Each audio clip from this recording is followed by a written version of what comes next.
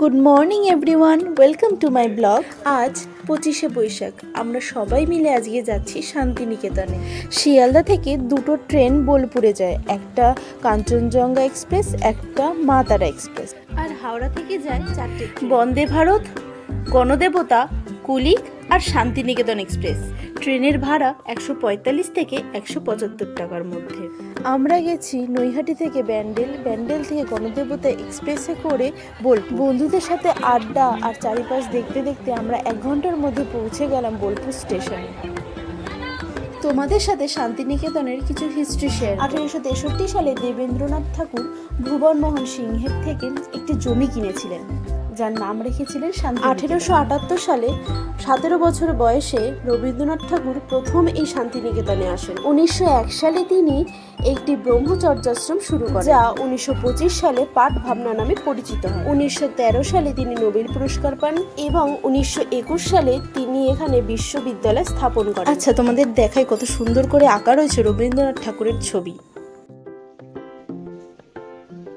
Station থেকে বেরিয়ে তোমরা দেখতে পাবে গীতাঞ্জলি রেল সংগ্রহালয়। এন্ট্রি ফি 30 টাকা করে। যাই হোক, আমরা এখানে আর ঢুকিনি, তাই তাড়াতাড়ি টোটো নিয়ে আমরা চলে গেলাম অন্য জায়গায় ঘুরে দেখতে। স্টেশন থেকে বেরিয়ে এরকম অনেক টোটো তোমরা পেয়ে যাবে, পুরো ঘুরিয়ে দেখাবে সবকিছু। আমাদের টোটো ভাড়াই লেগেছে 4500 টাকা, কারণ আমাদের 4টে টোটো ছিল, আমরা গেছিলাম 32 জন। প্রথমেই তোমাদের নিয়ে যাবে দক্ষিণ হাওয়াতে।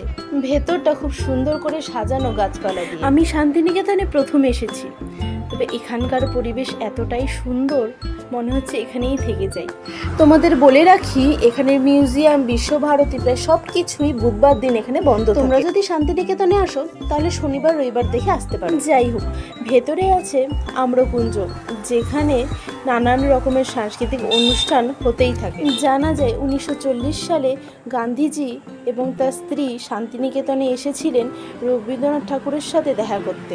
এই সামনে যে সিমেন্ট দিয়ে বাঁধানো বসার জায়গা রয়েছে, এখানে নাকি রবীন্দ্রনাথ ঠাকুর বসে বাচ্চাদের লেখাপড়া শেখাতেন। এই সব কিছুই বিশ্বভারতী ক্যাম্পাসের মধ্যে পড়ে। এই জায়গাটা হলো পাঠ ভবন, মানে শিক্ষা ভবনের এই সাইডটা। মাটির নয় বললো, এটি হলো একটি বট গাছ। এই বট গাছটির নাম 3 পাহাড়। কবি নিজে কোপাই নদীর পাড় থেকে এই গাছ এনে এখানে লাগিয়েছিলেন। সহজ পাঠে আমরা যে বট গাছের ছবি দেখি, এটি হলো সেই বট গাছ। কুমোরপাড়ার গরুর গাড়ি এখানে বসেই লেখা।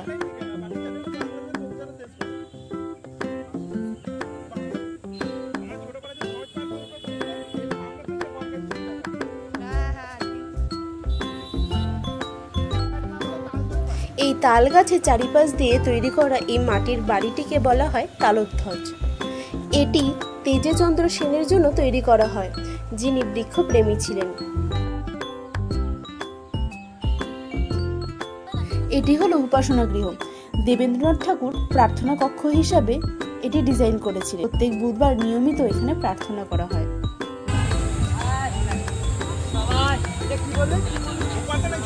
এটি হলো সেই ছাতিমতলা, যেখানে 1900 শতকের মাঝামাঝি সময় রায়পুর যাওয়ার পথে দেবেন্দ্রনাথ ঠাকুর একটি ছাতিম গাছের নিচে বিশ্রামের জন্য বসেছিলেন। জানা যায় এখানেই তার ঈশ্বর উপলব্ধি হয়েছিল। এরপরে আমরা এলাম অর্থনীতিতে নোবেল পুরস্কার বিজয়ী একজন ভারতীয় বাঙালি অর্থনীতিবিদ ও দার্শনিকের বাড়ির সামনে। হ্যাঁ, অমর্ত্য সেনের বাড়ির সামনে। দেখতে পাচ্ছেন, ওটা হলো রামকিন তৈরি মূর্তি। মূর্তিটা দূর থেকে ছুঁড়ে ছুঁড়ে তৈরি করেছেন। ভেতরে ঢুকতে দেবে না? না, স্টুডেন্ট না, ওকে নিয়ে রাস্তায় হাঁটছে, বাচ্চাটা মায়ের ওন্না ধরে টানছে। এটা কি দিয়ে তৈরি? মাটি দিয়ে পুরোটাই? ছুরকি যে সিমেন্ট ছিল আগেকার, ও ছুরকি চুন দিয়ে। আচ্ছা আচ্ছা, এটা রামকিন করে বানিয়েছে, সে জিনিসটাকে ছুঁড়ে ছুঁড়ে ছুঁড়ে বানিয়েছে। আচ্ছা আচ্ছা আচ্ছা।